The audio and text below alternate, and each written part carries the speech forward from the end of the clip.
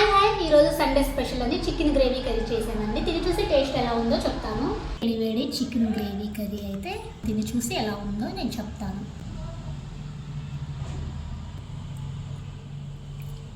ఊరిపోతుందండి. మంచిగా వేడి chicken gravy కర్రీలో లెమన్ ఇలా పిండుకొని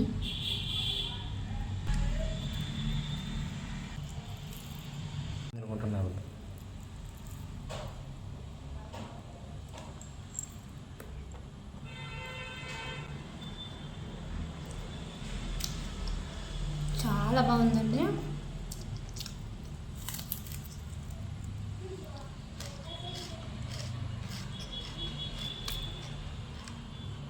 ముక్క మంచిగా ఉడికిపోయి జ్యూసీగా చాలా టేస్ట్ ఉంది.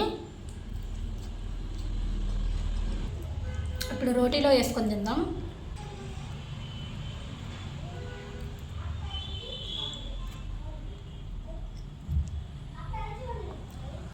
ఇంకెందుకు ఆలస్యం, అస్సలు లేట్ చేయకోకుండా ప్రాసెస్లోకి అయితే వెళ్ళిపోతాం.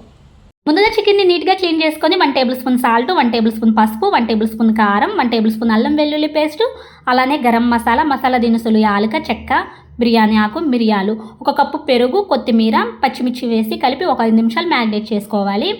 ఇప్పుడు స్టవ్ ఆన్ చేసేసి కడాయి అయితే పెట్టేసుకొని 3 టేబుల్ స్పూన్ ఆయిల్ వేసుకోవాలి. ఆయిల్ వేడైన తర్వాత కరివేపాకు, పచ్చిమిర్చి, ఉల్లిపాయ ముక్కలు వేసుకోవాలి. ఇందులోనే 1/2 స్పూన్ మెంతులు వేసుకోవాలి. మంచి టేస్ట్ ఫ్లేవర్ కోసం కస్తూరి మెంతి కొంచెం వేసేసుకుంటున్నాను. ఇప్పుడు అల్లం వెల్లుల్లి పేస్ట్ వేసుకోవాలి. అందులోనే సాల్ట్, కొంచెం పసుపు వేసి అల్లం వెల్లుల్లి పేస్ట్ పచ్చివాసన పోయే వరకు దగ్గరికి ఫ్రై చేసుకోవాలి. ఇందులో కొంచెం కొత్తిమీర వేసి ఒకసారి కలుపుకొని మనం మ్యాగ్నేట్ చేసుకున్న చికెన్ ముక్కలు అయితే ఇందులో వేసేసుకోవాలి. మొత్తం ముక్కలన్నీ ఇలా మంచిగా పరుచుకోవాలండి. ఇలా వేసేసుకున్న తర్వాత మంచిగా కలుపుకొని మూత పెట్టేసి ఒక 15 మినిట్స్ మంచిగా ఉడికించాలి.